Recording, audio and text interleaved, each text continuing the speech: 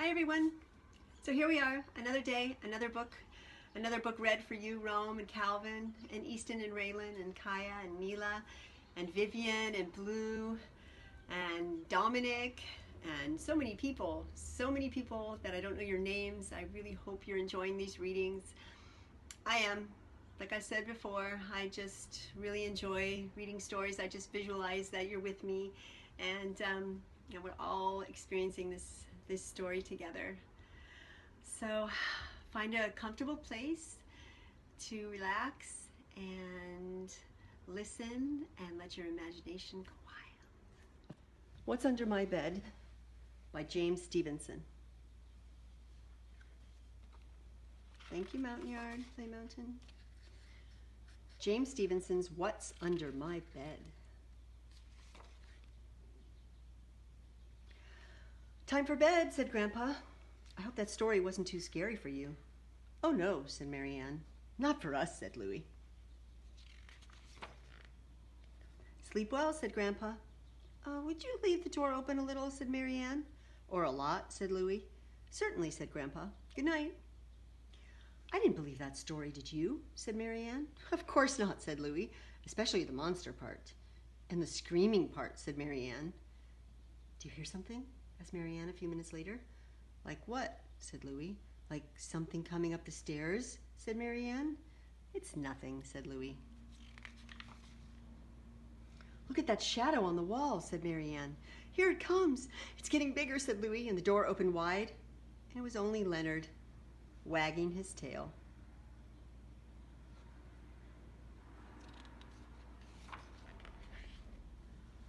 For a while it was quiet. Then Marianne said, I think there's something under my bed. There's nothing under your bed, said Louis. How do you know, said Marianne. I just know, said Louis. Take a look, said Marianne. I'm too tired, said Louis.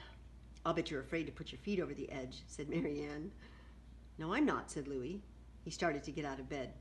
Louis stepped on Leonard. Leonard jumped and howled. Marianne yelled, and they all ran downstairs.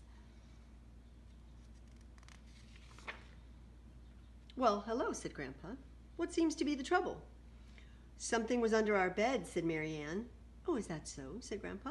Why, that very same thing happened to me once. It was a long ago when I was visiting my grandparents. I was about your age. The house was strange. I was a little bit scared on my way to bed. It's funny, he's got a mustache. As I went up the stairs, glittery eyes stared at me through the window. Those were probably just fireflies, Grandpa, said Louis. Perhaps you're right, said Grandpa. My room was at the end of a long, long hall. I went into my room and put on my pajamas, picked up a book, and read for a while. It says Tales of Terror. Suddenly, I realized that I had forgotten to look under the bed. I worked up my nerve and I took a peek. It was awful. It was a creature with wild hair, no head, and a long tail was standing there.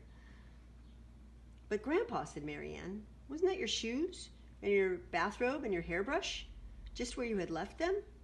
Oh, why, that's just what it was, said Grandpa. And I got back into bed.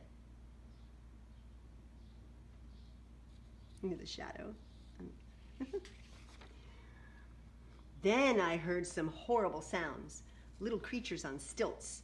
They went click-clock, click-clock. Grandpa, was there a big grandfather clock in the hall? Said Marianne. Why, yes there was, said Grandpa. What did it sound like? Said Marianne. Oh, said Grandpa, I see what you mean.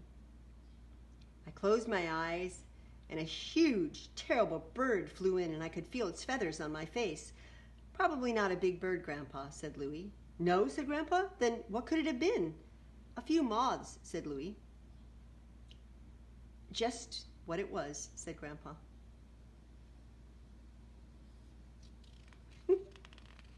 Imagination. But then outside my window, I heard pirates fighting with swords. Clash, clash. Probably some cats jumping on garbage cans, said Marianne. Probably, said Grandpa. Then the bats came in, and I could hear them fluttering all around me. Wait, said Louis. Yes, said Grandpa. Could it have been the wind fluttering the pages of your book? Said Louis. Not only could it have been, said Grandpa, it was. You should have closed the window, said Mary Ann. It's just what I did, said Grandpa. All quiet after that? Asked Louie. Yes, said Grandpa.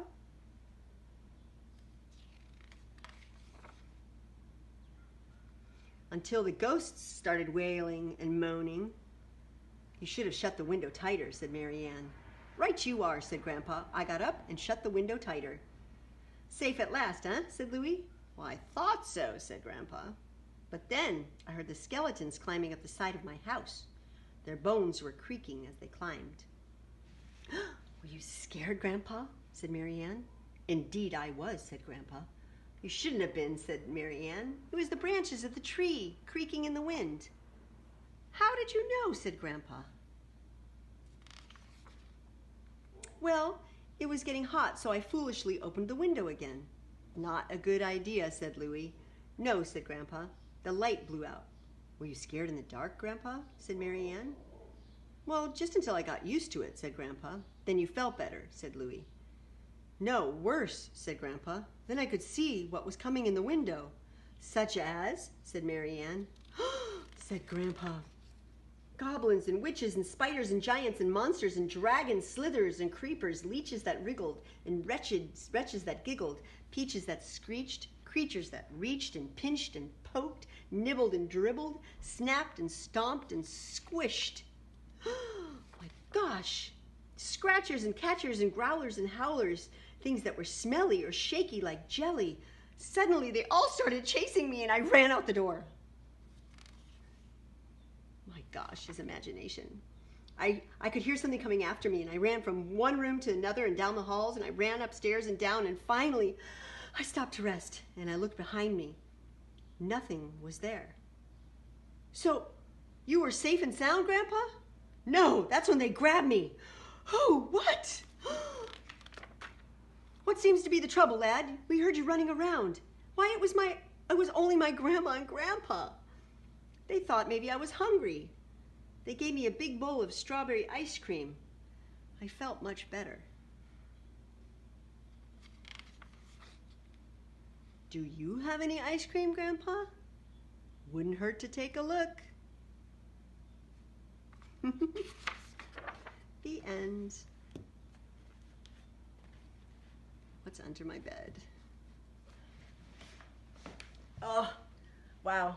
Our imaginations can be so, amazing. They can make things sound like they're not and things seem like they're not. And I remember when I was little and I used to think something was under my bed, I would run from the door and I'd jump over so I would never have my feet down by my bed. But we know that there's nothing under your bed. It's all your imagination, the pictures you create up in your head. So, funny. Anyway, I hope you enjoyed that book. I did, and I will see you next time. I love you. Have a great day.